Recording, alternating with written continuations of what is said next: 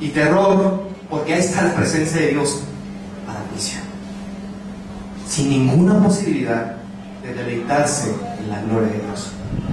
¿Se da cuenta? Esa es la vida eterna.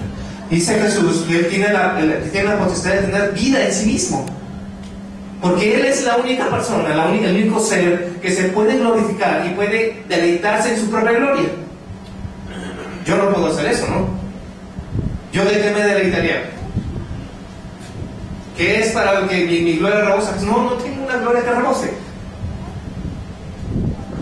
La única posibilidad que yo tengo de estar vivo es ver la gloria de Dios. Interesante es esto, por lo siguiente. Si usted se da cuenta, el versículo 19 dice: este es el testimonio de Juan cuando los judíos enviaron a Jerusalén sacerdotes y levitas para que le preguntasen: ¿tú quién eres? Ahora, él se ubicó en la pregunta, es decir, él le estaba preguntando: bueno, tú bautizas, ¿por qué bautizas? Ahora, ¿por qué tiene que ver esto? El bautismo es un asunto muy judío, hermanos. O sea, no crean que el bautismo es algo nuevo inventado por los cristianos, no tiene nada que ver. El bautismo o el rito de la purificación tenía que ver con conversión. Cuando yo me afiliaba de alguna manera a un rabino y seguía la escuela rabínica que él imponía, yo me tenía que bautizar, ¿sí? De tal suerte que de alguna manera Juan el Bautista era considerado como un rabino y como una escuela rabínica, ¿no? Como tal. Ahora, cuando yo de alguna forma hacía un voto a Dios, me tenía que bautizar. Cuando de alguna manera yo hacía una promesa delante de Dios, me tenía que bautizar, así sucesivamente, ¿sí? Cuando Juan el Bautista llega y comienza a bautizar en el río Jordán, de alguna forma lo que estaban diciendo es: todos ustedes que están esperando el reino de Dios, esa promesa ya se cumplió. Vienen estas generaciones. Solamente que para que ustedes entren al reino de Dios, tiene que haber un ¿qué? Un arrepentimiento. Y como voto en espera de ese Mesías que ya estaba en la tierra, ellos se bautizaban. ¿Se dan cuenta? Ahora, ese ministerio pareciera ser muy superficial en nuestros días, donde hay tantos ministerios. Yo creo que hay hasta demás ministerios, pues, pero hay muchos ministerios así muy pomposos, con mucha parafernalia y muchas cosas así. Sin embargo, en esa época, hermanos, ubicarnos en el mundo antiguo, lo que él hacía era muy importante. Él era el vocero, el embajador ¿de quién?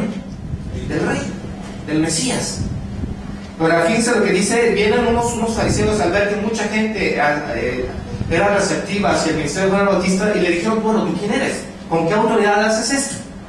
Pero la pregunta es muy válida, hermanos. La pregunta es muy válida. El versículo 20 dice: confesó y no negó, sino confesó: yo no soy el Cristo. Aquí la palabra Cristo es evidentemente la palabra Mesías en hebreo, ¿no? Ahora, interesante es ver lo siguiente: ¿quién era el Mesías? Sin embargo, bueno, ¿quién era el Mesías? En el punto de decir, ¿qué cualidades tendría ese Mesías? ¿Qué es un Mesías?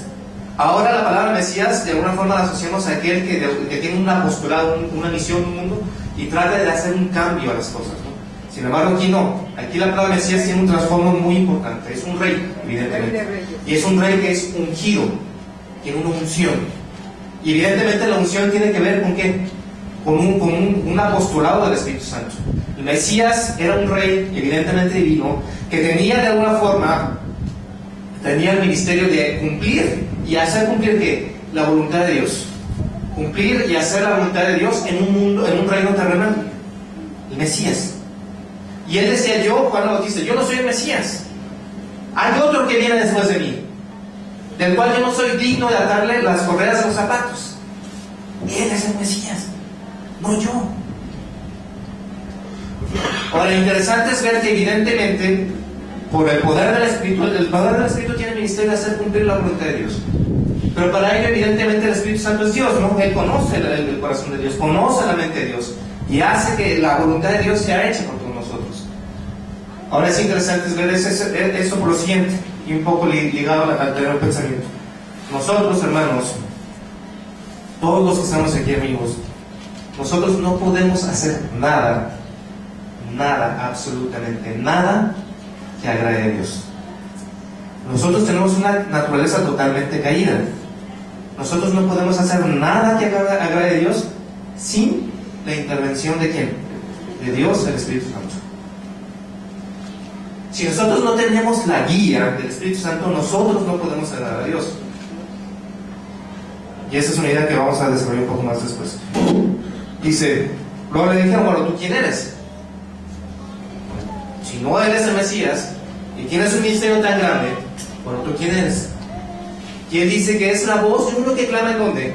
En el desierto, enderezar las sendas del Señor. Enderezar. Y de alguna forma él estaba preparando que el camino para que viniera quien, la implementación y la oferta genuina y real de un reino del Mesías. Versículo 29 dice: al siguiente día, después de esa discusión, evidentemente vio Juan a Jesús que venía a él y dijo: he aquí el Cordero de Dios que quita el pecado del mundo. Esa revelación vino ¿por quién? Por el Espíritu Santo. Él estaba quizás dentro del agua o quizás en la orilla del río y vio venir a Jesús a lo lejos y dice: él es el Mesías, él es el Cordero de Dios que hace que quita el pecado del mundo. Él es el Cordero de Dios que quita el pecado del mundo. Esa sentencia, hermanos, también es muy judía. En ese momento quizás empezaron a haber recuerdos en la mente de Juan acerca de la Pascua, de cómo uno de los sacerdotes iba por el cordero, un corderito, en el día de la Pascua, y lo cargaba en sus brazos, y cuando entraba a Jerusalén, toda la gente comenzaba a decir: Hosana, Hosana, bendito el que viene en nombre del Señor. Y ese cordero iba a estar 3 días en el templo para que vieran que era perfecto y sin mancha y sin ninguna mancha. Y finalmente el sentido de ese cordero ahí, ¿qué va a ser? Iba a ser ¿qué? Sacrificado por expiación de los pecados. Cuando Juan el Bautista tenía esto en mente y ve la persona de Jesús, dice, y usa una alegoría, un símil: ese es el Cordero de Dios que hace que quita el pecado del mundo. El fin último del ministerio de nuestro Señor Jesús tenía que ver con ¿qué? Con arreglar el problema de la maldad. ¿Sí? El fin último de nuestro Señor Jesús tenía que ver con el problema de la maldad. ¿Y qué es la maldad entonces? ¿Qué es lo bueno y qué es lo malo? ¿Por qué? Porque luego nosotros nos enfrascamos mucho en la lucha de ser buenos. Soy un buen padre, soy un buen hijo, soy un buen esposo, soy un buen profesionista, soy un buen cristiano. ¿Qué es ser bueno realmente? ¿Será que Dios nos ha invitado a nosotros a ser buenos? ¿Es lo que Dios nos exige, ser bueno? ¿Lo encuentra en este libro, ser buenos? ¿Qué es ser bueno? Ahora dice, versículo 32, también dio Juan testimonio diciendo: vi al Espíritu que descendía del cielo como paloma y permaneció sobre él. Está hablando de su bautismo. Y yo no le conocía, pero el que me envió a bautizar con agua, aquel me dijo: sobre quien veas descender el Espíritu y que permanece sobre él, él es el que bautiza con el Espíritu Santo. El bautismo con agua de alguna forma era un símbolo en donde había un compromiso, ¿no? Un compromiso de seguir una escuela rabínica o de alguna forma de alguna conversión, ¿no? Conversión hacia el judaísmo también se hacía un bautismo. En este caso, el Espíritu Santo, Dios Jesús, envió al Espíritu Santo para que nosotros fuésemos bautizados por él, ¿no? Y eso era testimonio de ¿qué? De que somos hijos de él, que nosotros tenemos vida, y el Espíritu Santo hace brotar la vida abundante en nosotros. Y ese es un concepto que quiero ver por lo siguiente. Cuando ese Mesías que venía al mundo, que era el Cordero del mundo, ¿qué ministerio tuvo? ¿O para qué vino? Bueno, como vimos, vino para resolver el problema de la maldad, pero él además tiene 2 exigencias que quiero remarcar en este día, y solamente en este día, ¿no? Primero, vamos a Mateo capítulo 10, versículo 37.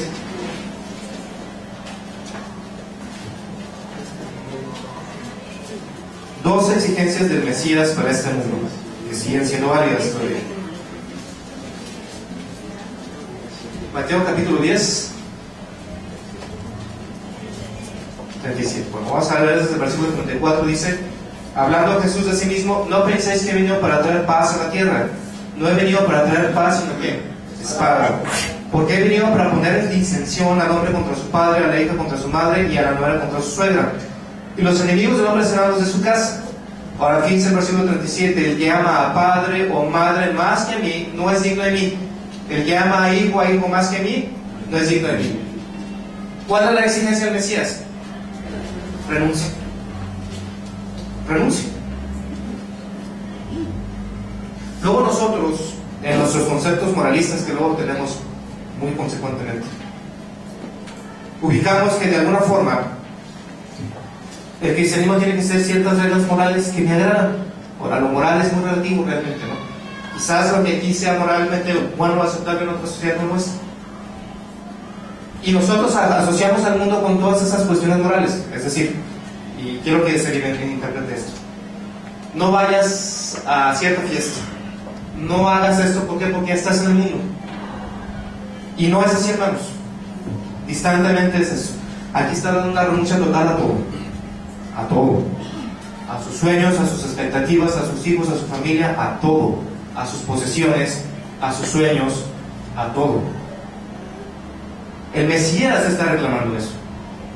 Si usted es parte del reino donde Él es rey, usted tiene que renunciar a todo. A todo.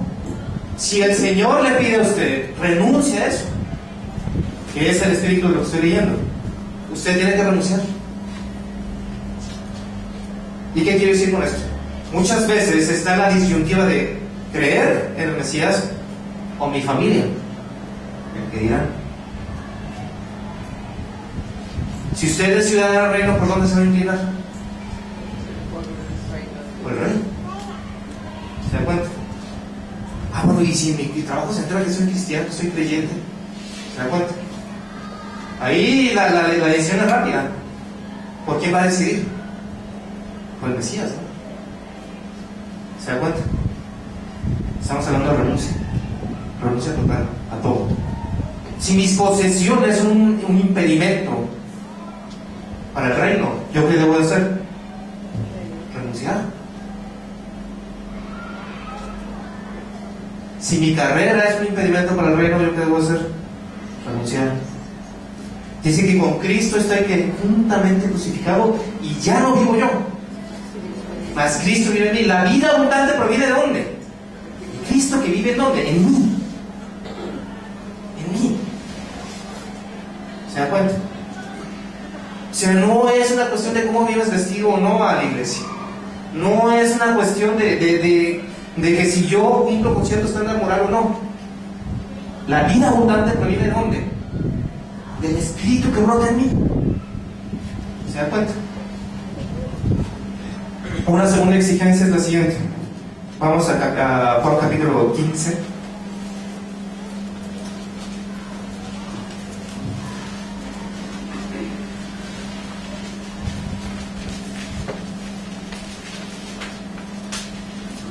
Dice: yo soy, está hablando Jesús de sí mismo, la vid verdadera y mi Padre es el labrador.